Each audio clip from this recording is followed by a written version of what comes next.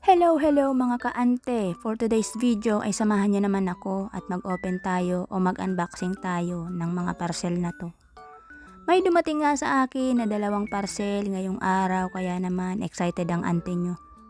Excited ako dahil gusto ko ngang makita yung actual na itsura nito. Eto nga guys ay kaserola na in-order ko sa TikTok shop.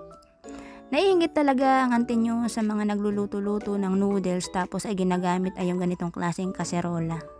Kaya naman umorder na ang ante nyo para naman hindi na siya mainggit. Ay nako. So ito na nga, ino-open na natin. Maliit lang talaga ang in-order ko dahil saktong-sakto nga lang ito para sa mga pagluluto ng mga noodles.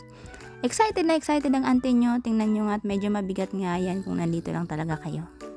Eto nga at kulay gold pa yan at tuwan-tuwa nga siya nang nakita niya. Ang ganda nga. May paglulutuan na nga ang ante nyo ng noodles anytime she want. Ay, English. So ayun, ayan na nga ang itsura niya guys at ito nga ay singlaki lamang ng aking palad. Kaya naman saktong-sakto lang talaga ang noodles dyan. Eto nga i-open ko na rin itong isang parcel na medyo nga malaki. May kabigatan nga ito pero talaga namang best budol finds talaga ito pagdating sa TikTok shop. Eto nga at matutuwa rin ang aking Mother Earth dahil para nga sa kanya rin ito. Dahil nga mahilig siyang mag-init ng tubig at gustong-gusto niya makatipid. Kaya naman umorder ako nito para makatipid nga kami sa gas. Ang ganda nga ng itsura nito guys pero for today's video ay hindi ko muna to papakita sa inyo.